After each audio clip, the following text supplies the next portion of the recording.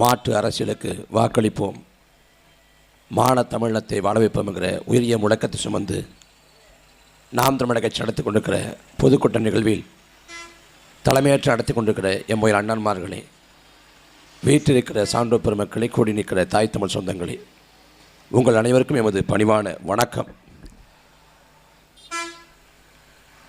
வெள்ளை ஏகாதிபத்திய ஆட்சி காலத்தில்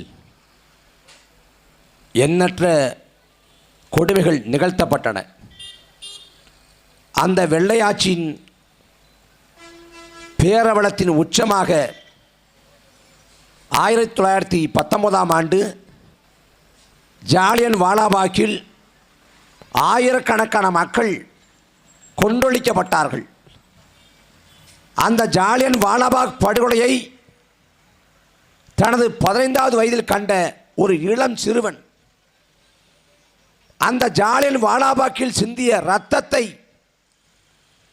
அந்த இரத்தம் தோய்ந்த மணலை அள்ளி சென்று ஒரு சிறு புட்டியில் வைத்து ஒவ்வொரு நாளும் அதை பார்த்து உள்ளுக்குள் வெறியேற்றி கொண்டு உரமேற்றி கொண்டு வெள்ளைக்காருக்கு எதிராக சண்டை செய்து தூக்கிலே தொங்கினான் பகத்சிங் என்கிற மாவீரன் தனது 23வது வயதில்.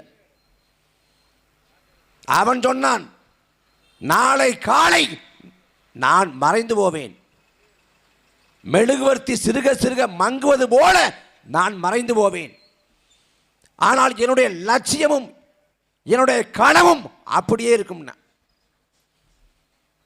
அவன் 23 வயதில் அறிவு முதிர்ச்சியோடு அவன் எடுத்து வைத்த கருத்துகள், அவன் எடுத்து வைத்த முடிவுகள் வரலாற்றில் என்றென்றும் நீக்கமறை நிறைந்திருக்கிறது. அப்படி தன் இனமக்கள் கொன்றடிக்கப்படுவதை கண்டு மனம் சகித்து கொள்ள முடியாது. அன்றைக்கு பகத்சிங் கிளந்தெழுந்தது போல ஈழ நிலத்தில் தன் தொப்புள் கொடி உறவுகள் கொன்றடிக்கப்படுகிற வேளையில் அதை கண்டும் காணாதது போல தமிழ்நாடு சலனமற்று கிடந்த வேளையில் தன் உள்ளத்திலே எரிந்த நெருப்பை தன் உடலிலே கொட்டி வெந்து நொந்து செத்து போனான் அண்ணன் முத்துக்குமார். அவன் இந்த உலகத்துக்கு ஒரு மரண சாசன அறிக்கையை கொடுத்துட்டு போனான். முத்துக்குமார் இறக்கிற போது வயது என்னை விட குறையுது, 28 வயது இறந்து போனான் அண்ணன் முத்துக்குமார். அவன் கடிதத்தில் சொன்னான், விதியை விதியை என் செய்ய நினைத்தா என் தமிழ் சாதி என்று தொடங்கி அவன் உலக அரசியலையே தோலுரிச்சு பேசினான். எல்லாத்தையும் எடுத்துரைச்சான் தன்னோட கடிதத்தில். தன் உடலை யார் பிரேத பரிசோதனை செய்ய போகிறாங்களோ அந்த மருத்துவருக்கு, தமிழ்நாடு முழுக்க இருக்கக்கூடிய காவலர்களுக்கு, வழக்கறிஞர் பெருமக்களுக்கு, மாணவர்களுக்கு, இளைஞர்களுக்கு, அன்றைக்கு அமெரிக்காவை ஆண்ட பாரக் ஒபாமாவுக்கு, ஐநா தலைவர் பானிகி மூனுக்கு எல்லோருக்கும் செய்தியை சொல்லிவிட்டு போனான் அண்ணன் முத்துக்குமார். அவன் ஒட்டுமொத்தமாக தனது மரண சாசன அறிக்கையில் 16 கோரிக்கைகளை வச்சான். அந்த 16 கோரிக்கைகளில் 3 கோரிக்கைகள் சிங்கள தரப்பு மக்களின் நியாயத்திற்காக. தமிழினம் முழுக்க முழுக்க சிங்கள வெறியர்களால் படுகொலை செய்யப்பட்ட வேளையிலும் கூட சிங்கள மக்களுக்காக 3 கோரிக்கைகளை வைத்தான் அண்ணன் முத்துக்குமார். அவன் தீ குளிச்சு மரண படுக்கையில் மருத்துவமனை நடக்கிறப்ப அவனை நோக்கி மருத்துவர் கோபமாக கேட்குறாரு, நீ ஒரு படித்தவன் தானே, புத்திசாலி தானே, ஏன் இப்படி பண்ண அப்படிங்கிறாரு. அடுத்த நொடியே முத்துக்குமார் அண்ணன் சொல்கிறாரு, என்னை விட புத்திசாலிகள் ஈழத்தில் கொலை செய்யப்படுறாங்க அப்படின்ட்டு. அவன் மரணித்து 15 ஆண்டுகளை கடந்துருச்சு. இன்னைக்கு திரும்பி பார்க்குறோம், முத்துக்குமார் ஒருவர் இல்லை. முத்துக்குமார் தொடர்ந்து லண்டனில் முருகதாசன், புதுக்கோட்டை பாலசுந்தரம், பள்ளப்பட்டி ரவி, சீர்காழி ரவிச்சந்திரன், மலேசியா ஆனந்த், கடலூர் செபஸ்டின், உலகம் முழுக்க 20க்கும் மேற்பட்ட தமிழர்கள் தீக்குளித்து இறந்து போனார்கள். தன் இனம் சாகிறதே என்று கண்டு மனம் பொறுக்க முடியாது. முத்துக்குமார் திரைத்துறையில் சாதிக்க வேண்டும் என்று சென்னைக்கு போனவன், தூத்துக்குடியிலிருந்து உதவி இயக்குனர் அவருக்கு படம் எடுக்க வேண்டும், பொருளாதாரம் ஈட்ட வேண்டும், எல்லோரையும் போல சுகபோகமாக வாழ வேண்டும்ங்கிற கனவு இருந்திருக்கும், விருப்பம் இருந்திருக்கும். ஆனால் எல்லாவற்றையும் துறந்துவிட்டு தன் உயிரை கொடுத்தாவது இனச்சாவை தடுத்து எடுத்தோம் என்று உயிரை விட்டான் அண்ணன் முத்துக்குமார். நான் என் உயிரையே ஆயுதமாக ஏந்துகிறேன், நீங்கள் நான் கொடுத்துக்கிற மரண சாசன அறிக்கையை நகலெடுத்து நகலாயுதம் ஏந்துங்கள், இதை பரப்புங்கள், என் உடலை துருப்புச்சீட்டாக பயன்படுத்தி இந்த போராட்டத்தை பெருக பண்ணுங்க அப்படின்னு கோரிக்கை வச்சேன். ஆனால் முத்துக்குமார் செத்து போனான். முத்துக்குமாரோடு சேர்ந்து இனமும் செத்து விழுந்தது. காரணம், அன்றைக்கு நாட்டை ஆண்ட ஆட்சியாளர்கள் அவர்கள் செய்த பச்சை துரோகம், அதன் விளைவு முத்துக்குமாரின் ஈகம் நீர்த்து போக செய்யப்பட்டது. இனம் மொத்தமும் கண்முன்னே செத்து விழுந்தது. அந்த முத்துக்குமார் தான் பதிவு செஞ்சுட்டு போனான்.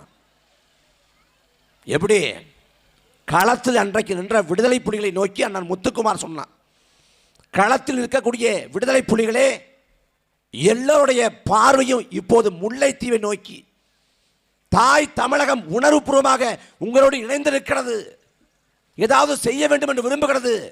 ஆனால் என்ன செய்வது, உங்களுக்கு அமைந்தது போன்ற உன்னத தலைவன் எங்களுக்கு இல்லையே. நம்பிக்கை மட்டும் கைவிடாதீர்கள். இது போன்ற கையறு காலங்கள், கைவிடப்பட்ட காலகட்டங்கள் தான் சிறந்த மக்கள் தலைவனை கண்டுபிடித்திருக்கிறது. அதே போல ஒரு தலைவன் இந்த காலத்திலே உருவாகலாம் சொன்னவன் அண்ணன் முத்துக்குமார். அவன் சொன்ன தலைவன் தான் அண்ணன் சீமான். முத்துக்குமார் தீக்குளித்து இறந்து போகிற போது நான் 18-19 வயசு. எனக்கு புதுக்கோட்டையில் ஒரு பால்டரி கல்லூரியில் படிச்சுட்டு இருக்கேன். விடுதலை உட்காந்து எழுதிக்கிட்டு இருக்கேன். ஒரு நண்பன் ஓடி வந்து சொல்கிறேன், பட்டுக்கோட்டைக்கார நண்பன், யாரோ தீக்குளிச்சிட்டானா, இலங்கை தமிழர் பிரச்சனையா, பள்ளி கல்லூரிக்கெல்லாம் விடுமுறை விடுறாங்களாம், எல்லாரும் வீட்டுக்கு போகலாமாங்கிறேன்.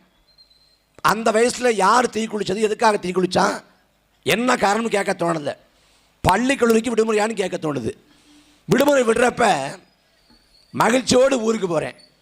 புதுக்கோட்டை பேருந்து நிலையத்தில் ஒரு பதாகை வைக்கப்பட்டிருக்கு. அந்த பதாகையில் ஒரு வாசகம் பொறிக்கப்பட்டிருக்கு, தமிழா உன் இனத்தை அழிக்க உன் வரிப்பணத்தில் ஆயுதமான்னு. அதை பார்க்குற மாத்திரத்தில், படித்த மாத்திரத்தில் ஒரு இனம் புரியாத உணர்வு வருது. அந்த சமயத்தில் தெரியலை அதுக்கு பிறகு தான் இன உணர்வுன்னு. ஆனால் திரும்பி பார்க்குறப்ப அண்ணன் முத்துக்குமார் எந்த வேலையை செஞ்சானோ அதே வேலையை செய்வதற்கு எங்களை போன்ற லட்சக்கணக்கான பிள்ளைகளை அவன் தயார் செஞ்சு விட்டு போயிட்டான். காலம் கையளித்து விட்டது. மற்ற கட்சிகள் போல நாம் தமிழர் கட்சி தொடங்கப்படவில்லை. நாங்கள் திட்டமிட்டு தீர்மானித்து விருப்பப்பட்டு இந்த அரசியல் பயணத்தை ஏற்கவில்லை. காலம் வழியே எங்கள் தலை மீது சுமத்தியது. இங்க பல கட்சிகள் இருக்குது. திமுக எப்படி தொடங்கப்பட்டது? திராவிட கழகத்தில் பெரியாருக்கு அண்ணாவுக்கு முரண்பாடு. பெரியார் மணியமே திருமணம் பண்றாரு. அந்த திருமணம் பிடிக்காது. அந்த திருமணத்துக்கு பிறகு மணியமைய இயக்கத்தோட வாரிசா அறிவிப்பது பிடிக்காது. அண்ணா வெளியேறாரு திராவிட கழகத்தை விட்டு. வெளியேறிய அண்ணா அவர் தொடங்குறாரு திராவிட முன்னேற்ற கழகம்னு. அதே திராவிட முன்னேற்ற கழகத்தில் கருணாநிதிக்கும் எம்ஜிஆருக்கும் பிற்காலத்தில் முரண்பாடு. எம்ஜிஆர் சுகாதாரத்துறை அமைச்சர் பதவி ஏற்கிறாரு, கருணாநிதி தர மறுக்கிறாரு. அதன் வெளிப்பாடு பொது வெளியில் கணக்கு கேட்டு கழகம் ஏற்படுத்தி அதன் வெளிப்பாடாக கட்சியை விட்டு விரட்டப்படுறார் எம்ஜிஆர். வெளியே போன எம்ஜிஆர் தொடங்கிய இயக்கம் அதிமுக. அதே திமுகவில் பிற்காலத்தில் வைகோவுக்கும் கருணாநிதிக்கும் முரண்பாடு. வைகோ கட்டம் கட்டி திட்டமிட்டு கட்சியை விட்டு தூக்கி எறியப்படுறாரு. வெளியேற்றப்பட்ட வைகோ தொடங்கப்பட்ட இயக்கம் மதிமுக. இப்படி திமுகவும் அதிமுகவும் மதிமுகவும் தனிப்பட்ட 2 பேருக்கிடையான முரண்களில் பிறந்த இயக்கங்கள். இங்க விஜயகாந்த் கட்சி தொடங்கினார். எதற்காக? தனிப்பட்ட அரசியல் அபிலாசைக்காக. விஜய் கட்சி தொடங்கியிருக்காரு. எதற்காக?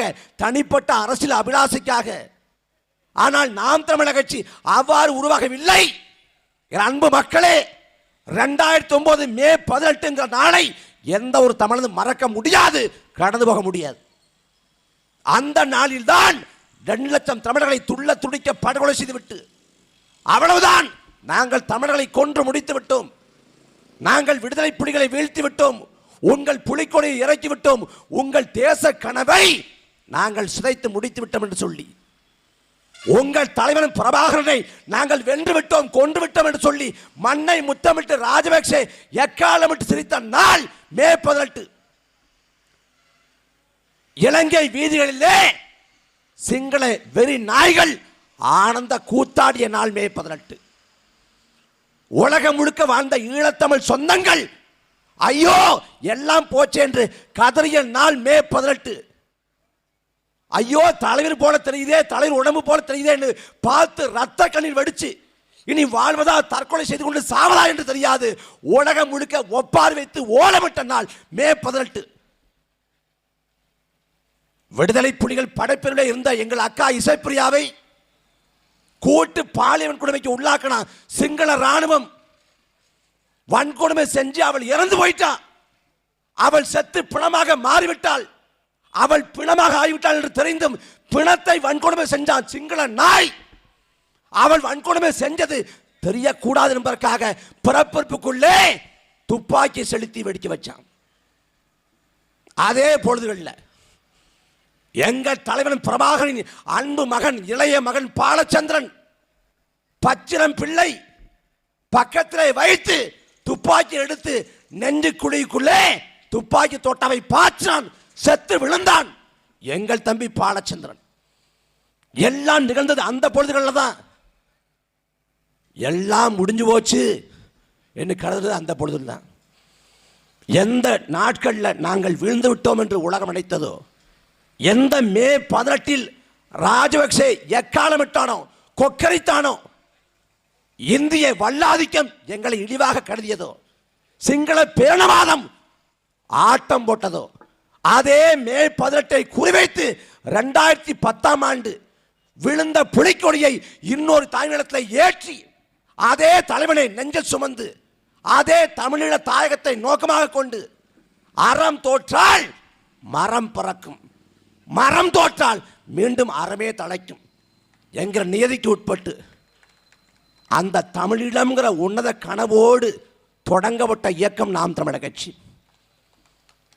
விடுதலை புலிகள் படைப்பிரிவில் இருந்த முதன்மையான தளபதி அண்ணன் சூசை, அண்ணன் சூசை கடைசியாக இந்த உலகத்துக்கு சொல்லிவிட்டு போன செய்தி இன்னைக்கு இருக்கு, இணையத்தில் இருக்கு, தட்டிப்பார்.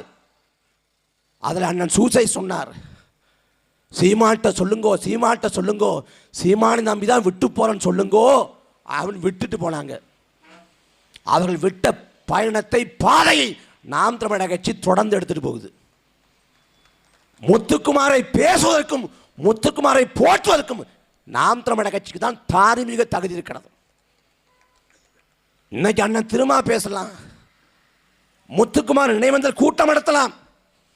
ஆனால் முத்துக்குமார் இறுதி ஊர்வலத்தில் அரசியல் செய்து முத்துக்குமார் உடலை அவசர அவசரமாக அடக்கம் செய்ய அன்னைக்கு அரசியல் அடியாளாக வேலைப்படுத்தது யார்? இந்த திருமாவளவன். யார் மறுக்க முடியும்? முத்துக்குமார் உடலை தூக்கி கொண்டு போய் கருணாநிதி வீட்டு வாசல் வச்சு நீதி கேட்போம். முத்துக்குமார் உடலை அடக்கம் பண்ண கூடாது, எப்படியாவது இந்த போராட்ட நெருப்பை பத்த வைக்க என்று இனமான தமிழர்கள் திட்டமிட்ட போது கருணாநிதியின் உத்தரவுக்கு இணங்க அவசர அவசரமாக அந்த உடலை அடக்கம் பண்ண நின்று வேலை பார்த்தது யார்? இந்த திருமா. யார் மறுக்க முடியும்? கடன் தோல்வியால் செத்து போனா, காதல் தோல்வியால் செத்து போனா, குடும்ப வறுமையில் செத்து போனா, வயிற்று வலியால் செத்து போனா, அத்தனை ஈகங்களை மூடி மறைத்தது இந்த கேடுகட்ட திமுக. முத்துக்குமார் இறந்த பிறகு தமிழ்நாடு முழுக்க ஒரு போராட்ட நெருப்பு பற்றி எரியக்கூடும், மாணவர்களும் இளைஞர்களும் வீதிக்கு வரக்கூடும், தமிழ்நாடு கொந்தளிக்க கூடும் என்று நினைத்த கேடுகட்ட கருணாநிதி தமிழ்நாடு முழுமைக்கும் பள்ளிக்கு கல்லூரிக்கு விடுமுறை விட்டார். பள்ளி கல்லூரியில் யாரும் இருக்கக்கூடாது, விடுதியில் கூட யாரும் இருக்கக்கூடாது, எல்லோரையும் வீட்டு போக்கு போக சொல்லுங்கள் என்றார். செத்து போனா கருணாநிதியை பேசலாமன்னு நினைக்கல. என் அன்பு மக்களே, செத்து மண்ணோடு மண்ணாக மட்கி போனாலும் சரி, எலும்பு கூடுகள் எல்லாம் ஒட்டு மொத்தமாக நீடித்து போனாலும் சரி, கருணாநிதி மீதான கோபம், வன்மம் இந்த இனம் உள்ள வரைக்கும் இருக்கும். கருணாநிதி வரலாற்று துரோகி, மன்னிக்கவே கூடாத கொடும் பாவி. ஈழத்திலே மக்கள் கொண்டொழிக்கப்பட்ட வேளையில் இனமான தமிழர்கள், தமிழ்நாடு முழுக்க வாழ்ந்த இனமான தமிழர்கள் அந்த ஈழப்படுகொலை எடுத்துரைப்பதற்காக ஈழப்படுகொலை குறித்தான காணொளிகளை, காட்சி பதிவுகளை உள்ளடக்கிய காணொளிகளை குறுந்தகடு போட்டு தமிழ்நாடு முழுக்க பரப்பிய போது தேடி தேடி அவர்களை சிறைப்படுத்தியது யார்? இதே திமுக. வழக்கறிஞர்கள் எல்லாம் ஈழப்படுகொலைக்காக போராடுகிறார்கள் என்று தெரிந்து கொண்டு சென்னை நீதிமன்ற வளாகத்துக்குள்ள காவல்துறை ஏவி விட்டு நீதிமன்ற வளாகத்துக்குள்ள வழக்கறிஞர்களை தாக்கி நீதிபதி மண்டையை உடைச்ச ஒரு கொடுங்கோல் சம்பவம், கோர சம்பவம் திமுகவோட ஆட்சி காலத்தில் நடந்துச்சு. 2009 என்ன சொன்னார் கருணாநிதி? ராஜபக்சேவுக்கு கோபம் ஏற்படுத்துகிற வகையிலே யாரும் பேசாதீர்கள், சிங்களர்களுக்கு கோபத்தை உண்டாக்காத வகையில் பேச வேண்டும் என்றார். மக்கள் கொண்டொழிக்கப்படுகிற வேளையில் ராஜபக்சேக்கு கோபம் வர்ற வகையில் பேசாதனர். ஆனால் போர் முடிந்து ஒட்டுமொத்த மக்களும் செத்து விழுந்து இனப்படுகொலை அரங்கேற்றம் செய்யப்பட்ட பிறகு அதே கருணாநிதி சொன்னார், நாம் இடுகிற முழக்கம் ராஜபக்சேவோட செவிப்பறை கிழிக்கணும். மக்கள் கொண்டொழிக்கப்படுற வேளையில் யாரும் ராஜபக்சே கோபம் ஏற்படுத்தாத வகையில் பேசுங்க, சிங்களர்களுக்கு கோபத்தை ஏற்படுத்தாத வகையில் பேசுங்கன்னாரு. போர் முடிஞ்சிச்சு, மக்கள் கொண்டொழிக்கப்பட்டுட்டான். 2012 டெசோன்னு ஒரு நாடகத்தை போட்டு கருணாநிதி சொல்றாரு, நாம் இடுகிற முழக்கம் ராஜபக்சேவோட செவிப்பறை கிழிக்கணுமா. அந்த கேடுகட்ட வரலாற்று பாதகத்தை செஞ்ச கட்சி திமுக. முத்துக்குமார் இறந்து போனான், அவன் கொண்ட கனவும் லட்சியமும் அப்படித்தான் இருக்குது. பகத்சிங் ஜாலியன் வாலாபாக் படுகொலைக்கு பிறகாக எப்படி கிளந்தெழுந்தானோ அதே போல பகத்சிங்கின் தோழன் இன்னொருவன் கிளந்தெழுந்தான். 1919ஆம் ஆண்டு ஜாலியன் வாலாபாக் படுகொலை, அந்த படுகொலையின் போது கிளந்தெழுந்தான் ஒருவன். அவன் கிளந்தெழுந்து என் மக்களை கொண்டவனை எப்பாடுபட்டாவது பழிவாங்க வேண்டும் என்று துடித்தான். அதற்காக உலகம் முழுக்க பல நாடுகளுக்கு போனான். பன்றி தொழுவத்தில் வேலை பார்த்தான்.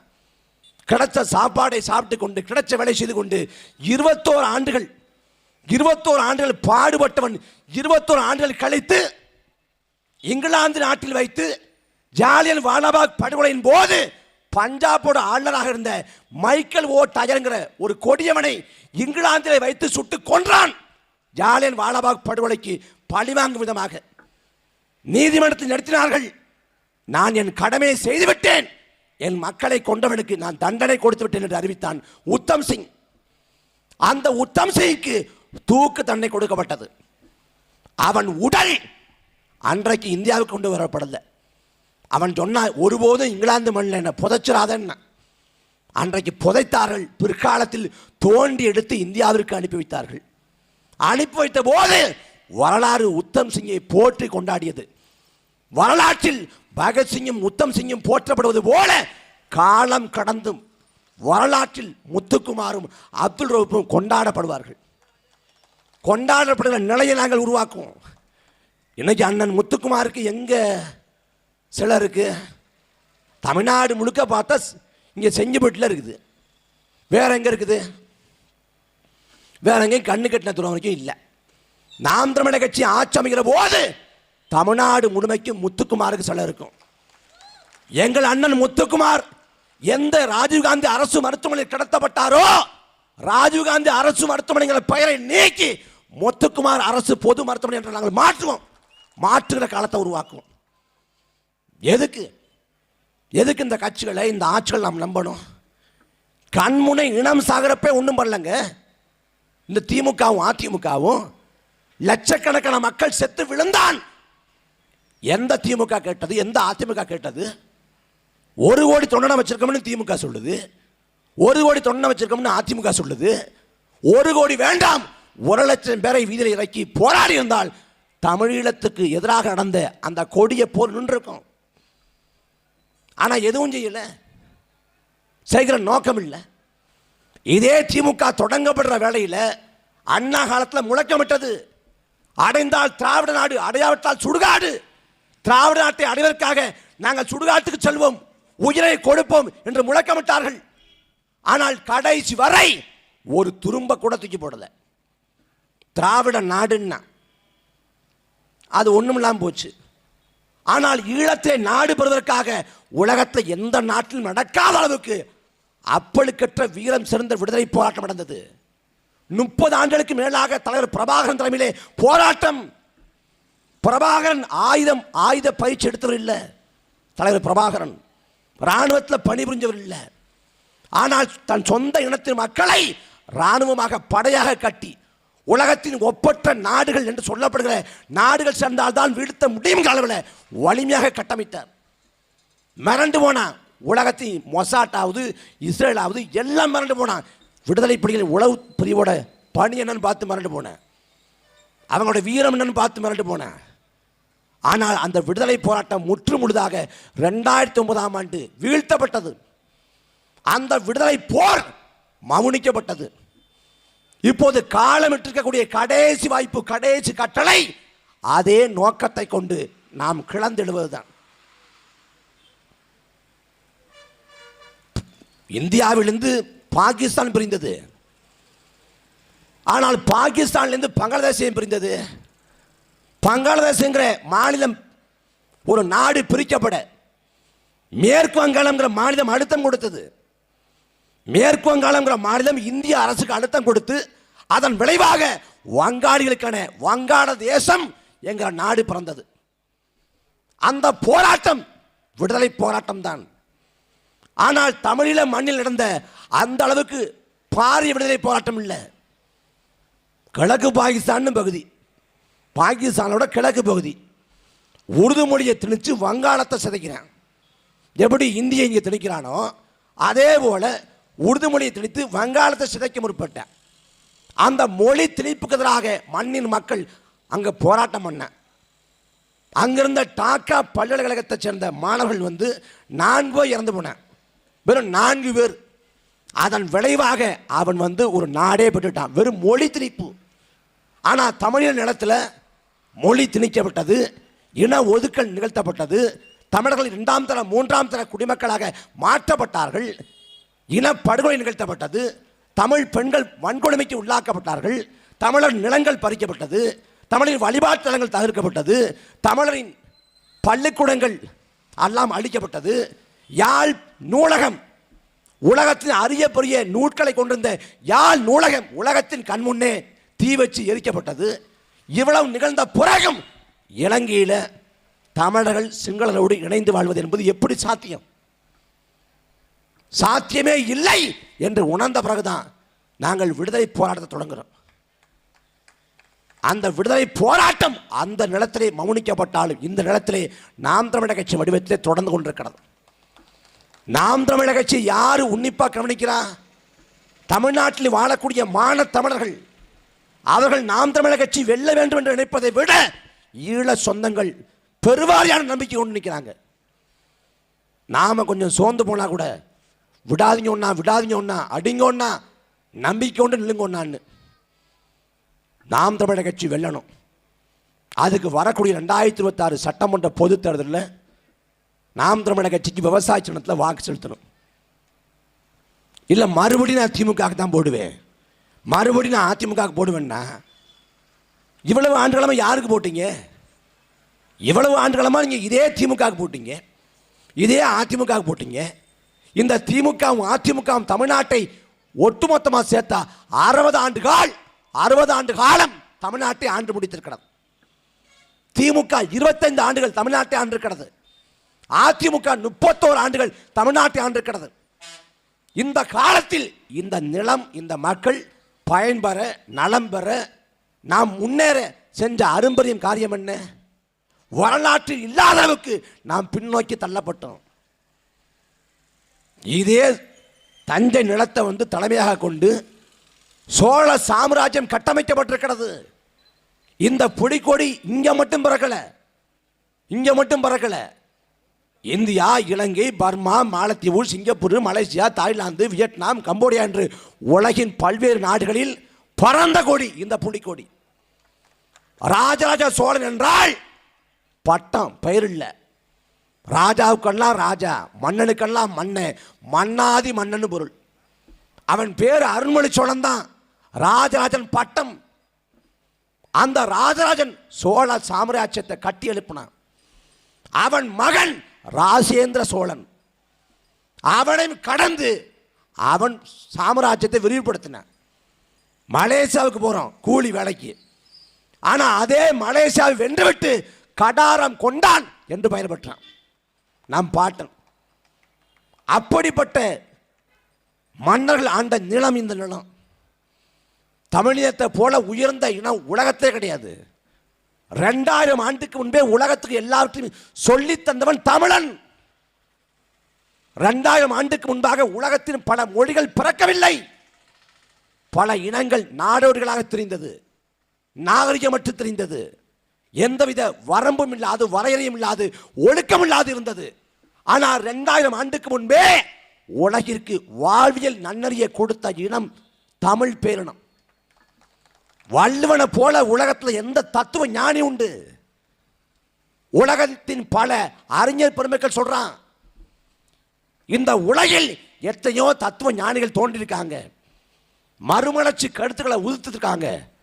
அந்த கருத்துக்கள் எல்லாம் ஒரு காலகட்டத்தோடு நின்று போனது, சமகாலத்தோடு ஒட்டல.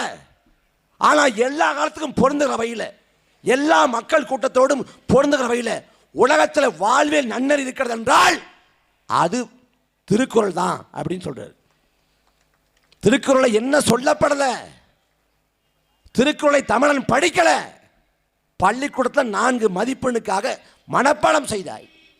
திருக்குறளை முழுவதுமாக உள்வாங்கியிருந்தால் நீ கருணாநிதி ஜெயலலிதாவை ஆள விட்டுருக்க மாட்டே. நீ எடப்பாடி தமிழ்நாட்டை ஆள விட்டுருக்க மாட்டே. ஆள துடிக்கான பல தற்குறி அவனெல்லாம் தமிழ் மண்ணிலே விட்டுருக்க மாட்டேன். நீ திருக்குறளை படிக்கல. காப்பா அரவாணங்கள் அறிஞர் சொல்றாரு, பௌத்த மதத்தை பரப்புறதுக்கு அசோகன் ஒரு மன்னன் கிடைத்தது போல திருக்குறளை பரப்புவதற்கு ஒரு தமிழ் மாமன்னன் கிடைத்திருந்தால் தமிழகத்தின் வரலாறு தலைகீழா மாறிக்குங்கிறது. நாம் படிக்கல. 2000 ஆண்டுக்கு முன்னாடி மானத்தை பத்தி பாடுறாங்க வள்ளுவன். மயிர்நீப்பின் வாழா கவரிமான் அன்னார் உயிர்நீப்பின் மாணவரிங்கிறேன். கவரிமான் முடியை இழந்து வாழாது. ஏன் வாழாது? ஏன்னா முடியை இழந்துட்டா குடியை தாங்கக்கூடிய சக்தி இருக்காது. கவரிமான் எப்படி முடியை இழந்து வாழாதோ அதே போல நற்குடியில் பிறந்த மக்கள் மானத்தை இழந்து வாழ மாட்டாங்க. யார் சொல்றா? வள்ளுவன். விழுப்புண் படாதானெல்லாம் வடிக்கு வைக்கும் தன் நாளை எடுத்து. ஒரு நல்ல சுத்தமான வீரன் உடல்ல காயம் படாது கழித்து போன நாளை வீணாக போன நாளா கருதுவான். ஒழுக்கம் விழுப்பம் தரலாம், ஒழுக்கம் உயர்ந்து ஓம்பப்படும். ஒழுக்கத்தை பத்தி எப்ப பாடுறான்? 2000 ஆண்டுக்கு முன்னாடி. பிறன்மனை நோக்கா பேராண்மை, பிறர் மனைவியை பார்க்காதா எப்ப சொல்றான்? 2000 ஆண்டுக்கு முன்னாடி. வீட்டுக்கு வரக்கூடிய விருந்தாளி எப்படி உபசரிக்கணும்? எப்படி உபசரிக்கணும்? வள்ளுவன் சொல்றான், நோக்க கொலையும் அனுச்சம் மோப்ப கொலையும் இருந்து. நீ அனுச்சம் முகந்து பார்த்தேன்னா அது வாடிடும். ஆனா வீட்டுக்கு வரக்கூடிய விருந்தாளிய முகம் மாறுபட்டு பார்த்தாலே அவங்க வாடி போயிடுவாங்க. யார் சொல்றா? வள்ளுவன். என்றால் பசி காண்பாயினும் பொய்யற்க சான்றோர் படிக்கும் வினை. உன்னை பெற்றெடுத்த தாய் பட்டினி கிடந்தாலும் சரி, பசியோடு கிடந்தாலும் சரி, ஒருபோதும் திருடி விடாதே. சான்றோர் படிக்கக்கூடிய அந்த செயல்களில் ஈடுபட்டு விடாதே. எப்ப சொல்றான்? 2000 ஆண்டுக்கு முன்னாடி. இன்னைக்கு நேரத்தில் 2000 ஆண்டுக்கு முன்னாடி சொல்றாங்க. அப்ப இந்த இனம் எவ்வளவு நாகரிக செழுமை அடைஞ்சிருக்கணும், எவ்வளவு வாழ்வியல்ல மேம்பட்டு இருந்திருக்கணும். இந்த இனத்தை ஆளுவதற்கு ஒரு தகுதி வேண்டாமா? ஒரு தராதரம் வேண்டாமா? என் அன்பு மக்களே, காவிரியின் மடிதன்னு பேசுறோம். நம்ம காவிரியால் வளம் பெற்ற நிலைமை இந்த தஞ்சை பகுதி, தஞ்சாவூர், திருவாரூர், நாகப்பட்டினம், ஆனால் ஒட்டுமொத்த கீழே தஞ்சை, தஞ்சை கீழே தஞ்சை. ஆனால் இன்னைக்கு காவிரிக்கு நமக்குமான உறவு என்ன? தமிழ்நாட்டை திமுக ஆளுது அல்லது அதிமுக ஆளுது, மத்தியில் காங்கிரஸ் அல்லது பாஜக. மத்தியில் காங்கிரஸ் ஆண்டாலும் சரி, பாஜக ஆண்டாலும் சரி, தமிழ்நாட்டை திமுக ஆண்டாலும் சரி அதிமுக ஆண்டாலும் சரி தமிழ்நாட்டுக்கு காவிரியில் தண்ணி வராது, ஒரு சொட்டு நீர் வராது. எப்போது தண்ணி வரும்? கர்நாடகாவில் மிதமிஞ்சிய மழைப்பொழிவு நடைபெற்று வெள்ள காலம் ஏற்படும் என்றால் தமிழ்நாட்டை வடிகால் போல பயன்படுத்துவான். ஆனால் வரக்கூடிய காலத்தில் வடிகால கூட தமிழ்நாட்டை பயன்படுத்த போவது இல்லை. ஏன்னா காவிரி ஆற்றின் குறுக்கே மேதாட்டில் தடுப்பணை கட்ட போறான். அவன் தடுப்பணை கட்டிவிட்டால் காவிரிக்கும் நமக்குமான 1000 ஆண்டுகால வரலாற்று உயிர் தொடர்பு அறுந்து போகும். என்ன செய்ய போறான்? திமுகவுக்கு அக்கறை இருக்குதா? அதிமுக அக்கறை இருக்குதா? காவிரியில் தண்ணி கட்டு தமிழ்நாட்டில் போராட்டம் நடந்தால் கர்நாடகாவில் வாழக்கூடிய தமிழன் தாக்கப்படுவான். தமிழன் உடைமைகள் சேதப்படுத்தப்படும். தமிழனின் வணிக வளாகங்கள் சூறையாடப்படும். கர்நாடகாவில் வாழ முடியாது. தமிழன் தமிழ்நாட்டுக்கு அகதிகளாக இடம்பெயர்வான். நடக்குதில்ல. 91 கர்நாடகத்தில் முதலமைச்சராக பங்காரப்பா இருந்தார். காவிரி நடுவுமன்றம் இடைக்கால தீர்ப்பு கொடுக்குது. தமிழ்நாட்டுக்கு 205 டிஎம்சி தண்ணியை கொடுன்னு சொல்லுது. அந்த தண்ணியை கேட்டு தமிழ்நாட்டில் போராட்டம். தண்ணியை கேட்டு தமிழ்நாட்டில் போராட்டம் நடத்திய போது கர்நாடகாவில் வாழ்ந்த தமிழர்களை அடித்து உதைத்து சித்திரவதை பண்ணி தமிழச்சிகளை பாலியல் வன்கொடுமைக்கு உள்ளாக்கி தமிழர்களை வாழ விடாம ஆயிரக்கணக்கான தமிழர்கள் மூட்டை முடிச்ச கட்டிக்கொண்டு தமிழ்நாட்டுக்கு அகதிகளாக நடந்தே வந்தேன். கொடுமை நடந்துச்சு. என் அன்பு மக்களே, உலகத்தில் டான்யூப்புன்னு நதி இருக்குது. டான்யூப்பு 10 நாடுகளிடையே ஓடுது. யாரும் அணை கட்டி தடுக்கலை, தரமாட்டேன்ட்டு.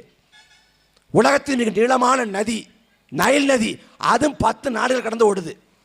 ஒரு நாட்டில் அணை கட்டி இன்னொரு நாட்டுக்கு தரமாட்டேன்னு தடுக்கலை. ஆனால் இங்கே கர்நாடகாவில் குடகுங்கிற பகுதியில் பிறந்து தாழ்வாக இருக்கக்கூடிய தமிழ்நாட்டை நோக்கி ஓடி வருது. இதை யார் உருவாக்கியது? நாம் உருவாக்கினதில்லை, இயற்கை கொடுத்தது. அது தாழ்வாரமாக இருக்கக்கூடிய பகுதியில் ஓடி போய் கடலில் கலக்குது. இயற்கை நீரோட்டம். ஆனால் அதை தடுத்து தமிழ்நாட்டுக்கு தண்ணி தர முடியாது என்று மறுக்கிறான். அதை வாங்கி தர கருணாநிதிக்கோ ஜெயலலிதாவுக்கோ எம்ஜிஆருக்கோ எடப்பாடிக்கோ ஸ்டாலினுக்கோ யாருக்கும் துப்பு இல்லை. நாம் தண்ணி வாங்க முடியாது. ஆனால் நெய்வேலியில் பழுப்பு நிலக்கரி, அந்த நிலக்கரில் பெறப்படக்கூடிய மின்சாரத்தை அவன் எடுத்துக்குவேன். நாம் தமிழ்நாட்டில் இங்கே மின்சார தட்டுப்பாடு இருந்தாலும் சரி அவன் பெற்றுக்குவான். எவ்வளவு பெரிய கொடுமை! எல்லா உரிமைகளும் இழந்துட்டோம். காவிரி உரிமை நமக்கானதாக இல்லை. அதை கடந்து தமிழ்நாட்டில் இதுவரைக்கும் வரலாற்று இல்லாத அளவுக்கு இயற்கை வள சுரண்டல். தமிழ்நாட்டுக்கு 8 லட்சம் கோடி கடன் இருக்கு.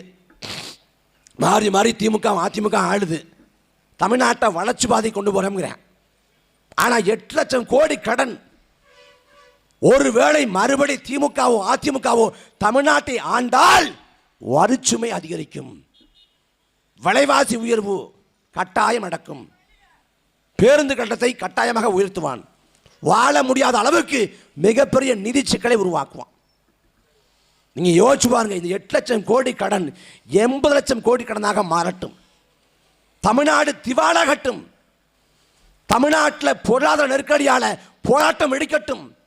உள்நாட்டு கழகம் மூடட்டும். தமிழ்நாட்டில் ஆட்சியாளர்கள் வாழ முடியாத நிலை உருவாகட்டும். அப்படிப்பட்ட பொருளாதார நெருக்கடி வந்தால் கூட என்றாவது ஒரு நாள் இந்த பொருளாதார சிக்கலிலிருந்து நம்மால் மீண்டு வர முடியும். நம்மால் எழ முடியும். ஆனால் இந்த நிலத்தின் வளங்கள் சூறையாடப்பட்டால் என்ன செய்ய போறோம்? காவிரியில் தண்ணி கட்டு போராடுறோம். ஒரு பக்கம் 30 ஆண்டுக்கு மேல அரசியல் போராட்டம், சட்ட போராட்டம், ஜனநாயக போராட்டம், பலகட்ட போராட்ட வடிவங்கள். தண்ணி கிடைக்க மாட்டேங்குது ஒரு பக்கம். இன்னொரு பக்கம் காவிரி ஆற்றின் துணையாறு அமராவதி, காவிரி ஆற்றின் துணையாறு நொய்யல், காவிரி ஆற்றின் துணையாறு பவானி. இந்த ஆறுகள் தமிழ்நாட்டில் எந்த அளவில் இருக்கு? அத்தனை ஆறுகளும் அழிவின் விளிம்பில் இருக்கிறது. மண்ணை கொள்ளையடிக்கிறான். அன்பு மக்களே, கேரளாவில் 40 ஆற்றுப்படுகை இருக்கு. 40 ஆற்றுப்படுகை. கேரளாவை உம்மன்சாண்டி ஆண்டாலும் சரி, பினராயி விஜயன் ஆண்டாலும் சரி, அவன் மண் வளத்தின் மீது கை வைக்க முடியாது. அங்க மலை கொள்ளை, மணல் கொள்ளை, நீர் கொள்ளை நிகழ்த்த முடியாது. அவன் கேரளாவை கடவுளின் தேசம்ங்கிறான், லார்ட் இஸ் கண்ட்ரிங்கிறான். நம்ம ஊர்களில் எல்லா ஊர்லேயும் சீமை கருவேல மரம் இருக்குது.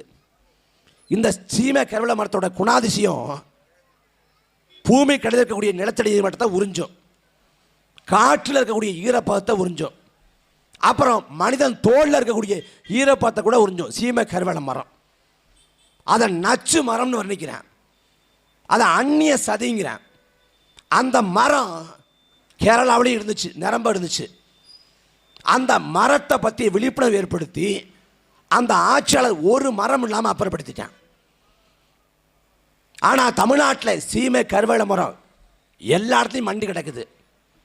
அதை விட கொடுமை, தமிழ்நாட்டில் ஆறுகள் சாகடிக்கப்படுகிறது. அடிமை இந்தியாவில் பிறந்து அடிமை இந்தியாவில் செத்து போனவன் நம் பாட்டன் பாரதி. அந்த பாரதி அடிமை இந்தியாவில் பாடினா காவிரி தென்பண்ணை பாலாறு தமிழ் கண்டதொரு பையை புறணை நதி என மேவியாறு பாட ஓட திருமணி செலுத்தி தமிழ்நாடு. காவிரி வையை பொருணை, பொருணைன்னா பொருணையில் என்ன தாமிரபரணி, எல்லா ஆறுகளும் குறுக்கு நெடுக்குமாக ஓடி தமிழ்நாட்டை செழிக்க வச்சதுங்கிறேன். சோழ மன்னர்கள் காவிரியை கொண்டாடி தீத்தான். வானம்பாடி பறவை உட்கொள்ள முடியாத அளவுக்கு மழைப்பொழிவு இல்லாது போனாலும் சரி, வெள்ளிக்கோள் வடதிசையை விட்டு தென் திசைக்கு மாறி போனாலும் சரி, வான் பொய்ப்பனும் தான் பொய்யா காவிரின்னா. காவிரியை சோழ மன்னர்கள் கொண்டாடி தீத்தான். பாண்டிய மன்னர்கள் வைகையை கொண்டாடி தீத்தான். வைகையை பொய்யா குளக்கொடினா. கடல்ல சேர்வதற்கு உள்ளாகவே ரெண்டு கரை ஓரத்தில் ரெண்டு பக்கம் தண்ணியை கொடுத்து கொண்டே இருக்கும் வைகைன்னா கொண்டாடி தீத்தார்கள். மன்னராட்சி காலத்தில், மன்னர்கள் காலத்தில் சேசிப்பு இல்லை, கிட்டாச்சு இல்லை, டிராக்டர் இல்லை, பொக்கலின் இல்லை, கனரக எந்திரங்கள் இல்லை, கனரக வாகனங்கள் இல்லை. இருந்தது மண்வெட்டியும் கடப்பாறையும் தான். அந்த மண்வெட்டியும் கடப்பாறையும் கொண்டு ஏரிகளை வெட்டினா, குளங்களை வெட்டினா, குட்டையை வெட்டினா, ஏரிகளை சங்கிலி தொடர் போல இணைச்சான், நீர்ப்பாசனத்தை உருவாக்கினா, மக்களோட நீர் தேவையை பூர்த்தி பண்ணா, எல்லாத்தையும் மன்னர்கள் பண்ணாங்க. சென்னைக்கு நீர் தரக்கூடிய ஏரி வீராணம் ஏரி. வீராணம் ஏரியை வெட்டியவன் கருணாநிதியோ ஜெயலலிதாவோ இல்லை, எம்ஜிஆரோ எடப்பாடியோ இல்லை, ஒரு சோழ மன்னன். இன்னைக்கும் பயன் தரக்கூடிய மதுராந்தகம் ஏரி, மதுராந்தகம் ஏரியை வெட்டியவன் ஒரு சோழ மன்னன். அந்த மன்னராட்சி காலத்தில் கூட இயற்கைக்கு ஒரு பாதம் வரல. என் அன்பு மக்களே, வரலாற்றை பின்னோக்கி போய் பாருங்க. 2000 ஆண்டு கால தமிழ் சமூகம், இந்த 2000 ஆண்டு காலத்தில் எண்ணற்ற மன்னர்கள் இந்த நிலத்தை ஆண்டார்கள். அந்நிய மன்னர்கள் படையெடுத்து வந்தார்கள், போர் புரிந்தார்கள், சண்டையிட்டார்கள், இரத்த பலி கொடுக்கப்பட்டது, ரத்தம் ஆறாக ஓடியது. வாதாபியை எரித்தார்கள், மதுரை எரித்தார்கள், உறையூரை எரித்தார்கள், புத்த மடங்கள் தகர்க்கப்பட்டது, கோயில்கள் இடிக்கப்பட்டது, தேவாலயம் நொறுக்கப்பட்டது. இப்படி எத்தனை வன்முறை நிகழ்ந்துட்ட போதிலும் எந்த ஒரு மன்னனும் இயற்கை வளத்தின் மீது கை வைக்கல. ஆத்துல மண்ணை கொள்ளடிச்சு எந்த மன்னனும் அரண்மனை கட்டல, மலையை தகர்த்து அவன் கோட்டை கட்டல. மன்னராட்சி காலத்தில் பாதுகாக்கப்பட்டது இயற்கை வளங்கள். வெள்ளக்காரன் 300 ஆண்டு ஆண்டான் இந்த நிலத்தை, 300 ஆண்டு. அந்த 300 ஆண்டு காலத்தில் இந்த மக்களை கொடுமைப்படுத்தினான், அடிமைப்படுத்தினான், தூக்கிலே தொங்கட வச்சான், செக்கிலுக்கு வச்சான், எண்ணற்ற பாடுகளை படுத்தினான். ஆனால் அந்த மன்னராட்சி காலத்தில் மக்களின் செல்வ வளங்களை அள்ளி கொண்டு போனான் இங்கிலாந்துக்கு, மக்களின் உழைப்ப சுரண்டா. ஆனால் அந்த வெள்ளக்கார ஆட்சியில் கூட ஒருபோதும் இயற்கை வளங்கள் மீது கை வைக்கப்படலை. ஆனால் சுதந்திரம் பெற்ற நாட்டில், விடுதலை பெற்ற நாட்டில், மக்களாட்சி நடைபெற்ற நாட்டில் 60 ஆண்டுகள திராவிட ஆட்சியிலே வரலாற்றில் இல்லாத அளவுக்கு இயற்கை வள கொள்ளை, மனக்கொள்ளைக்கு எதிராக ஒருத்தன் போராடுறானா அவனை தீர்த்து கட்டு, அவனை கொன்று முடி, அப்புறம் பார்த்துக்கலாம் முடிவு பண்றேன். இதே புதுக்கோட்டை பக்கம் ஜகபர் அலி அப்படிங்கிற சமூக செயல்பாட்டாளர் மனக்கொள்ளைக்கு எதிராக, இந்த கனிம வளங்களை சூறையாடுறதுக்கு எதிராக தொடர்ச்சியாக போராடுறாரு. மனு கொடுத்து பார்க்குறாரு, போராடி பார்க்குறாரு. மாவட்ட ஆட்சியரை பார்த்து இந்த தேதியில் ஒரு ஆர்ப்பாட்டம் பண்ண போறேன்னு அறிவிக்கிறார். எந்த தேதியில் ஆர்ப்பாட்டம் பண்ண போறேன்னு அறிவிச்சாரோ அதே தேதியில் அவரை குறிவைத்து லாரி ஏற்றி கொண்டான். எங்க பிழைச்சு வரணும்னு திரும்ப திரும்ப லாரியை பல முறை ஏற்றி அவரை நச்சான். நடக்குது. கிராம நிர்வாக அலுவலர் லூடுது தூத்துக்குடியில் மனக்கொள்ளை எடுத்தாங்கிற காரணத்துக்காக அவர் அலுவலகத்திலே வச்சு வெட்டி சாச்சான். கிராம நிர்வாக அலுவலர் விஏவுக்கு அந்த நிலைமை. ஆனால் இந்த ஆட்சிக்கு, இந்த திமுக ஆட்சிக்கு ஓட்ட போடணுமா? இந்த அதிமுக ஆட்சிக்கு ஓட்ட போடணுமா? எதுக்கு ரெண்டு பேரும் கட்சிங்க கிடையாது. திமுக அதிமுகவில் இந்த கொள்கை இருக்குது, இந்த கோட்பாடு இருக்குது, இந்த மக்கள் நலன் இருக்குது. ஒன்று சொல்லு, வரப்போகிற 2026 சட்டமன்ற பொதுத் தேர்தலில் இந்த திமுக அதிமுக ரெண்டு கட்சியும் ஒரு சட்டமன்ற தொகுதிக்கு செலவு செய்ய போகிற தொகை மிக குறைந்தது 25 கோடி. 25 கோடி. அது கோயம்புத்தூரா, சென்னையா, மதுரையா, மாநகர் பகுதினா அது 50 கோடியாக உயரும். பல கோடிகளை கொட்டி இறைச்சி வர போகிறேன். எப்படி தொழிலில் முதலீடு போட்டு லாபத்தை பார்ப்பானோ அதே போல லாபம் பார்க்குற தொழிலாக ரெண்டு பேரும் திராவிட கட்சிகளும் மாற்றிருச்சு. நீங்கள் என்ன செய்ய போகிறீங்க? நான் ரட்டளிக்கே போட்டு பழக்கமாயிடுச்சு, உதயசூரனுக்கே போட்டு பழக்கமாயிடுச்சு. உனக்கு ஒரு உளவியல் நோய். ரட்டள சின்னத்தில் கருணாநிதி வேட்பாளத்தை கூட ஓட்ட போட்டுருவேன், உதயசூரன் சின்னத்தில் ஜெயலலிதா வேட்பாளத்தை கூட ஓட்ட போட்டுருவேன். எனக்கு ஒன்றும் இல்லைப்பா, நான் ரட்டளைக்கு தான்ப்பா போடுவேன், நான் உதயசூரனுக்கு தான்ப்பா போடுவேன். கேட்டால் என்ன சொல்கிறது? நான் பக்கா திமுக, நான் பக்கா அதிமுக. என்ன பக்கா திமுக? திமுகவே உல்டா கட்சி, அதிமுக உல்டா கட்சி. திமுகவில் என்ன கொள்கை இருக்குது, என்ன கோட்பாடு இருக்குது நீங்கள் சிந்திச்சு பாருங்க. ஆனால் நான் திமுக விட்டு மாற மாட்டேன், அதிமுக விட்டு மாற மாட்டேன். அதிமுக இருக்கிற திமுக போகிறேன், திமுக இருக்கிற அதிமுக போகிறேன். நீ ரெண்டுலேருந்து மாறினா மாற மாட்டேங்கிற. திமுக இருக்கக்கூடிய அமைச்சர்கள் 8 அமைச்சர் அதிமுக இருந்தவன். கோபாலபுரம் கொள்ளை கூடாரம் என்று பேசியவர் இதே செந்தில் பாலாஜி. சட்டமன்றத்தில் கோபாலபுரம் கொள்ளை கூடாரம் என்று பேசிய செந்தில் பாலாஜி திமுகவோட முதன்மையான நிர்வாகிகள் ஒருத்தர். அதிமுகவின் ஆட்சியிலே சட்டமன்ற உறுப்பினராக இருந்த சேகர்பாபு சட்டமன்றத்துக்குள்ள கருணாநிதியை அடிக்க பாய்ந்தார். இது வரலாறு. ஆனால் சேகர்பாபு இன்னைக்கு திமுகவில் முதன்மையான அமைச்சர். இங்கேருந்து அங்கே மாறிக்கிறேன். திமுகவோட துணை பொதுச்செயலாளராக இருந்த படுதி இளம் வழுதி 91 அன்னைக்கு ஒட்டுமொத்த இடத்தை அதிமுக பெற்றது. அன்னைக்கு திமுக சார்பாக இருந்த ஒரே சட்டமன்ற உறுப்பினர் படுதி இளம் வழுதி மட்டும்தான் 91. அந்த படுதி இளம் வழுதி கடைசி காலத்தில் திமுகவிலேருந்து அதிமுக போயிட்டார். திமுகவிலேருந்து அதிமுக போகிறான், அதிமுக திமுக போகிறான். இங்கேருந்து அங்கே மாறுறான், அங்கேருந்து இங்கே மாறுறான். நாங்கள் என்ன சொல்கிறோம்? ரெண்டையும் விட்டு மாறுங்கிறோம். ஆனால் மாற முடியாது. நான் அதுக்கே தான் போடுவேன்னா நீ நாசமாக போகிறத ஒருத்தாலும் தடுத்த முடியாது. கண்முன்னே 1000 அநியாயம், 1000 அக்கிரமம், அவ்வளோ கொடுமை. 2021 ஸ்டாலின் வர பண்ண சொன்னார். நாங்கள் வந்தால் விடியலாட்சி தருவோம்னர். தமிழ்நாட்டில் விடியலாட்சி இருக்குதா? தமிழ்நாட்டின் சட்ட ஒழுங்கு சந்தி சிரிச்சு போய் நிற்குது. அதிமுகவின் ஆட்சியிலே மதுபான கடையை மூடக்கோரி திமுக போராட்டம் நடத்தியது.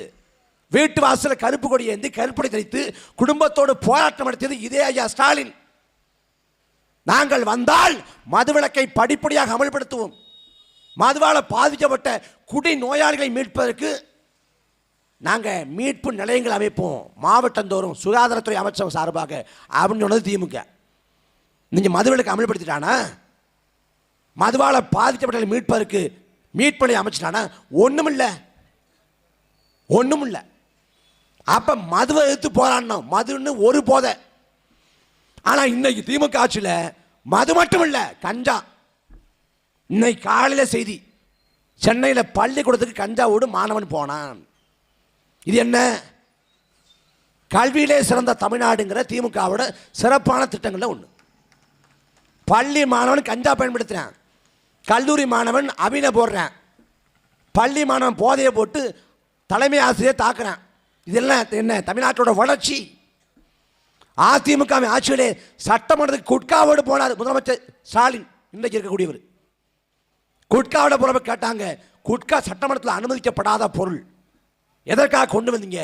விதி மீறல் அப்படின்னு சொன்னப்ப குட்கா எளிதாக கிடைக்குது, அதை எடுத்து காட்டவே நான் எடுத்து கொண்டு வந்தேன். இன்னைக்கு தமிழ்நாடு முழுக்க மிக எளிதாக கஞ்சா கிடைக்குது. கஞ்சாவை எடுத்துக்கொண்டு போகலாமா? எப்படிப்பட்ட கேவலமான கேடுகட்ட ஆட்சி! அதிமுகவின் ஆட்சிக்கு சற்றும் குறைவில்லாத கொடுமையான ஆட்சி. அதிமுக 10 ஆண்டுகள் ஆட்சி காலம்.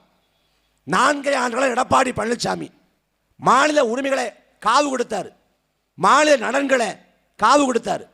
எடப்பாடி ஆட்சியோட கொடுமை தாழாம திமுக மக்கள் ஓட்டு போட்டான். ஆனா திமுக வந்த பிறகு அதிமுக ஆட்சியிலே என்னவெல்லாம் சத்தமாக நடந்ததோ அதுவெல்லாம் திமுக ஆட்சியிலே சத்தம் இல்லாத நடந்து கொண்டிருக்கிறது. அதிமுக ஆட்சியிலே விவசாயிகள் போராட்டம். கதிராமங்கலத்தில் நெடுவாசல்ல எங்கள் விளைநிலங்களை நாங்கள் தரமாட்டோம், எங்களை மீறிதான் மீத்தர் எடுக்கணும், மீத்தர் எடுக்க நாங்கள் அனுமதிக்க மாட்டோம் என்று போராட்டம் செய்தார்கள் விவசாயிகள். அன்றைக்கு திமுக அந்த போராட்டத்தை ஆதரித்தது. இன்னைக்கு திமுக ஆட்சியிலே காஞ்சிபுரம் பக்கம் பரந்தூர்ல 2.5 ஆண்டுகளாக விவசாயிகள் போராடுறேன். கிருஷ்ணகிரி பக்கம் சிப்காட் அமைக்க கூடாதுன்னு சொல்லிட்டு அங்க 2 ஆண்டா போராடுறேன்.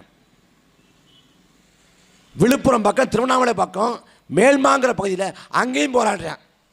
ஆனால் அந்த போராட்டங்களை அரசு ஒருபோதும் ஏறெடுத்து பார்க்காது. நீ காவிரி படுகையில் விவசாயம் இல்லாத நிலை உருவாயிடுச்சு. விவசாயம் இல்லாத ஒரு தலைமுறை உருவாகி கொண்டே கிடது. நம்ம காவிரி டெல்டா மாவட்டங்களை பார்த்தோம்னா கல்யாண பத்திரிகை வாங்கி பார்த்தா camp Malaysia, camp Singapore, camp London, எந்த ஊர்லேயும் இப்படி கிடையாது. இங்கே தான். ஏன்? சொந்த ஊரில் பிறந்து சொந்த ஊரில் வாழ்ந்து உன்னால் பொருளீட்ட முடியாது. நீ துபாய்க்கு போகணும், துபாயில் போய் ஒட்டகம் வைக்கணும், கழிவுகள் கழுவணும், சிங்கப்பூர் மலேசியாவுக்கு போய் ஓட்டுநர் வேலை பார்க்கணும், இல்லை லண்டனுக்கு போய் அங்கே துணிக்கடலை வாசல் நிற்கணும். ஏன்?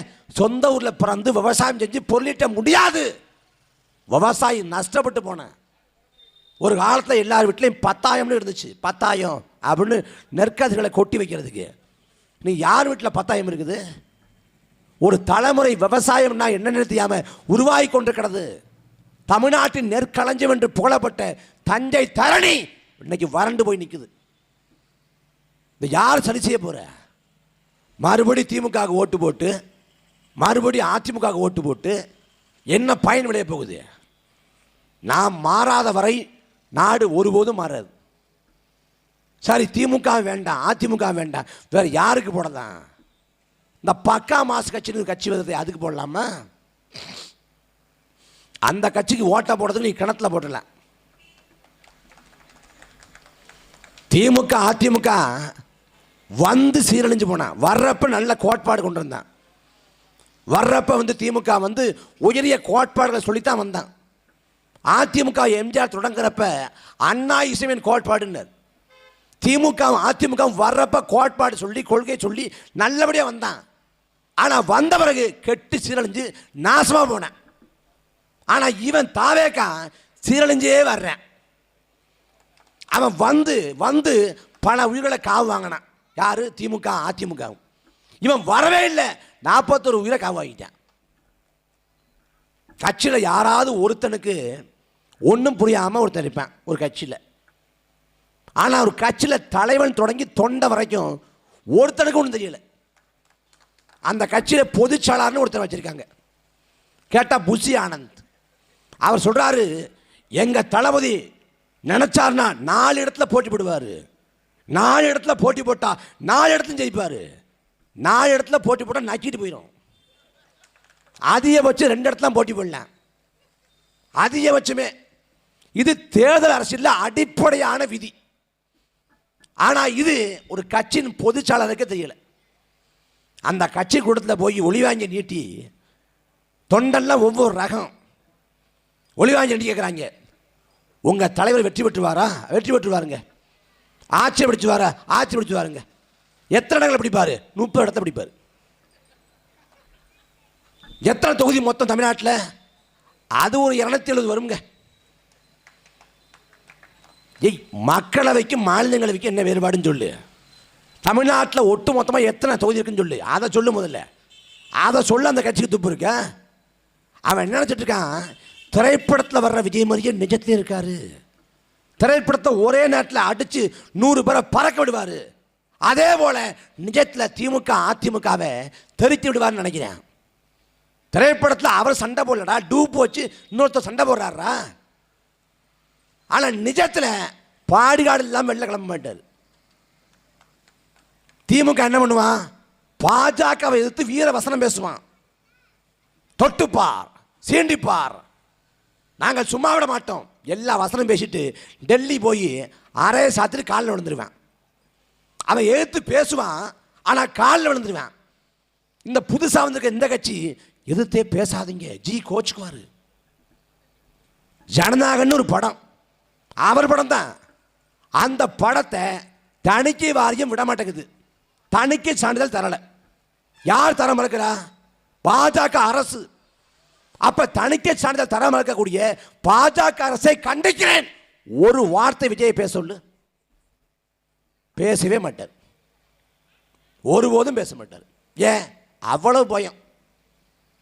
இப்படிப்பட்ட ஒரு அரசியல் கோளைய, ஒரு பயந்தாங்குழிய, ஒரு தொடரடிக்க தமிழ்நாடு அரசியல் வரலாறே பார்த்ததில்லை.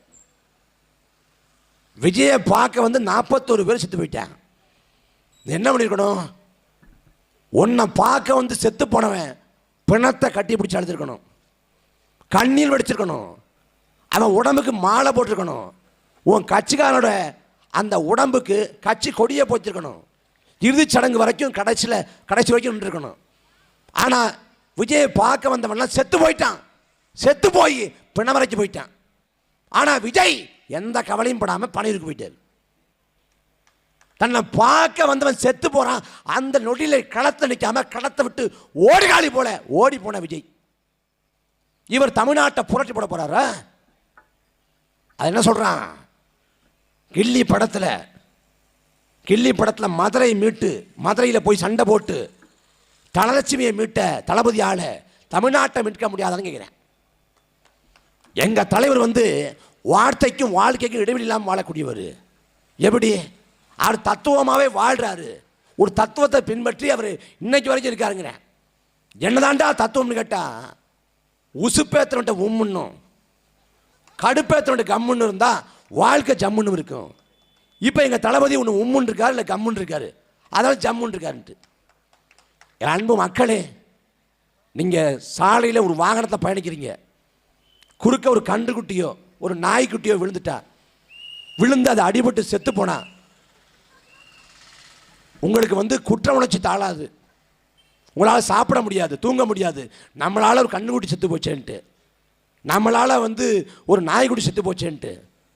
ஆனால் நம்மளால் 41 உயிர் போச்சேங்கிற குற்ற உணர்ச்சி இல்லாமல் 3 மாதத்தில் மலேசியாவில் போய் படத்தோட பாடல் வெளியிட்டுள்ள நிகழ்வில் ஒருத்தன் ஆட்டம் போடுறான்னா மனித தன்மையே இல்லாத சைக்கோ. நீ படத்தை பார்த்து ஏமாந்துடாத. படம் வேற, நிஜம் வேற.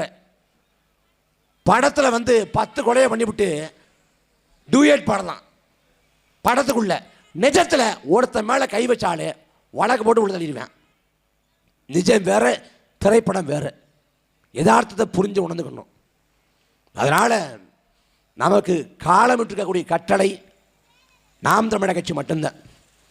இந்த தருணத்தை, வரலாற்று வாய்ப்பை விட்டுவிட்டோம் என்றால் இந்த இனம் எழுவதற்கு மீள்வதற்கு வாய்ப்பில்லாது போகும். காமராசர் வந்து 9 ஆண்டு காலம் பொற்கால ஆட்சியை கொடுத்தார். பொற்கால ஆட்சியை கொடுத்த காமராசரை கவியரசு கண்ணதாசன் வர்ணித்தார் காலத்தின் கடைசி கருணையினர். காலம் ஒரு முறை கடைசியாக கருணையுற்றிருக்கிறது. அதே போல வரலாற்றின் கடைசி வாய்ப்பு நாம் தமிழர் கட்சி. 1000 ஆண்டுகளுக்கு மேலாக உலகம் முழுக்க அகதியாக, உலகம் முழுக்க கூலியாக, தென்னாப்பிரிக்கான் வைரச் சுரங்கங்களில், மலேசியா ரப்பர் தோட்டங்களில், இலங்கை தேயிலை தோட்டங்களில், மொரிஷியஸின் கரும்பு தோட்டங்களில் உலகம் முழுக்க அகதியாக கூலியாக இருக்கிற தமிழன் அதிகாரத்தை பெறுவதற்கு கடைசி வாய்ப்பு நாம் தமிழர் கட்சி. இந்த வாய்ப்பை விட்டுவிட்டோம் என்றால் இந்த இனம் எழுவதற்கு வாய்ப்பில்லை. அதை உணர்ந்து தெளிந்து இந்த தொகுதியின் சட்டமன்ற வேட்பாளராக பேரன்பிற்குரிய அண்ணன் முனைவர் செந்தில்நாதன் அவர்கள் நிறுத்தப்பட்டிருக்கிறார். அண்ணன் செந்தில்நாதன் வேதியியல் துறையில் முனைவர் பட்டம் பெற்றவர். அவர் கல்லூரியில் போய் வேலை செஞ்சார்னா 1 லட்சத்துக்கு குறைவில்லாமல் ஊதியம் பெற்றுக்கொள்ள முடியும். அவர் குடும்பத்தோடு பிரான்ஸில் இருந்தார். மாதம் வந்து 3.5 லட்சம் சம்பளம். 3.5 லட்சம் இப்போ இல்லை, 10 ஆண்டுக்கு முடிய இப்போ அதையும் கூட தான் இருந்திருக்கும். அவர் நினச்சிருந்தா குடும்பத்தோடு அங்கே வாழ்ந்து அங்கே வாழ்வை நிலைபெற செஞ்சிருக்க முடியும். ஆனால் இந்த மண் மீது மக்கள் மீது பற்று கொண்டு இந்த மண்ணை மாற்றணும், மக்களை காக்கணுங்கிற துடிப்போடு அந்த வேலையை உதறி தள்ளிட்டு இதே கூனம்பட்டியில் வந்து ஒரு விவசாய பண்ணை அமைச்சுக்கிட்டு விவசாய வேலையை பார்த்துக்கிட்டு இனமான பணி செஞ்சுக்கிட்டு இந்த மண்ணுக்கு ஒரு பிரச்சனை, மக்களுக்கு ஒரு கேடுன்னா களத்தில் போய் நிற்கிற முதலாளாக அண்ணன் செந்தில்நாதன் இருக்கிறார். வெறுமனே பேசக்கூடியவர் இல்லை, களத்தில் செயல்படுத்தி காட்டக்கூடியவர். 1000 ஆண்டுகளாக தஞ்சை பெருவுடையார் கோயிலோட கலசத்தில் தண்ணி ஊற்றுறப்ப தமிழ் ஒழிக்கப்படலை. 1000 ஆண்டாக தஞ்சை பெருவுடையார் கோயிலில் கலசத்தில் தமிழ் ஒழிக்காத இந்த நிலையை தகர்த்து சட்ட போராட்டம் நடத்தி ஒழிக்க செய்தவர் இந்த மண்ணின் மகன் அண்ணன் செந்தில்நாதன். உலகத்தின் மிக உயரிய விருது நோபல் பரிசு தான். அந்த நோபல் பரிசு பெற்ற விஞ்ஞானிகளோடு திகழ்ந்தவர் அண்ணன் செந்தில்நாதன். அவரே ஒரு விஞ்ஞானி தான், வேதியியல் துறையில். அவர் படித்த படிப்பு ஒரு குடும்பத்தில் 8ஆவதா 9ஆவதா பிறந்து வறுமை ஏழ்மை அடர்த்தியாக இருக்குது. வீட்டில் மின்சாரம் இல்லை, வீட்டில் உட்காந்து படிக்க வாய்ப்பு இல்லை. தெருவிளக்கு வெளிச்சத்தில் படித்து மாவட்டத்தில் முதலாக வந்து பள்ளிக்கூடத்தில் சிறந்த மாணவனாக திகழ்ந்து அதன் மூலமாக அவர் வந்து படித்து உயர்ந்து மேலே போன பிறகும் கூட நாம் இந்த வாழ்க்கை போதும் சுகபோகமாக இருக்காமல் கடைக்கோடி விளிம்புநிலை மக்களை பற்றி யோசித்து களத்திற்கு வந்து நிற்கக்கூடிய கள போராடி அண்ணன் செந்தில்நாதன். அண்ணன் செந்தில்நாதன் கடந்த முறையும் போட்டி போட்டார், நீங்கள் வெற்றி பெற செய்யவில்லை. ஆனால் களத்தை விட்டு அண்ணன் செந்தில்நாதன் போகலை, இந்த மண்ணுக்காக மக்களுக்காக உழைத்தார். அந்த மகன் மீண்டும் ஒரு முறை களத்தில் நிற்கிறார். அதை உணர்ந்து உங்கள் மகன் செந்தில்நாதன், இந்த செங்கிப்பட்டி நிலத்துக்கு பல பெருமைகள் இருக்கு, எத்தனை பெருமை இருந்தாலும் சரி அந்த பெருமைகளில் அண்ணன் செந்தில்நாதன் இந்த மண்ணில் பிறந்ததும் ஒரு பெருமை தான். என்ன பிரச்சனைனா உள்ளூர் மாடு விலை போகாதும்மா. இந்த ஊரில் நடந்து போகிறதுனால இருசக்கர வாகனத்தில் வண்டி ஓட்டி போனதால அவரை சாதாரணமாக நினைக்கிறீங்க. உலக தமிழ் சொந்தங்கள் கவனித்து கொண்டிருக்காங்க இந்த தொகுதியை. அவங்க கவனிக்கிறாங்க திருவையாறு சட்டமன்ற தொகுதியை, அவங்க கவனிக்கிறாங்க செந்தில்நாதன் வெற்றி பெறுவாரான்னு ஏங்குறாங்க. திருவையாறில் சிவாஜி கணேசன் தோற்றுக்கலாம், செந்தில்நாதன் தோற்கக்கூடாது. அதை உணர்ந்து உங்கள் மகன் செந்தில்நாதனுக்கு உங்கள் வாக்களை தாருங்கள், விவசாய சின்னத்தை தாருங்கள். சங்க இலக்கியங்கள் விவசாயிகளை கொண்டாடுகிறது, தமிழர் காப்பியங்கள் விவசாயிகளை போற்றுகிறது. மந்தினி ஞானத்து வாழ்வோருக்கெல்லாம் உண்டி கொடுத்தவன் உயிர் கொடுத்தவன் போலன்னு, உணவை படைக்கிற விவசாயி உயிரை படைக்கிற இறைவனுக்கு ஒப்பானவன். அந்த விவசாயியை போற்றுவதற்கு தொழுவதற்கு காலம் கொடுத்துக்கிற கடைசி வாய்ப்பு நாம் தமிழக கட்சி. அதன் சின்னம் விவசாயி. அண்ணன் செந்தில்நாதன் அவர்களுக்கு விவசாய சின்னத்தை வாக்களை தந்து வெற்றி பெற வையுங்கள். நாங்கள் இறுதி வரை இந்த மண்ணுக்காக மக்களுக்காக உழைத்து சாவும். நன்றி, வணக்கம்.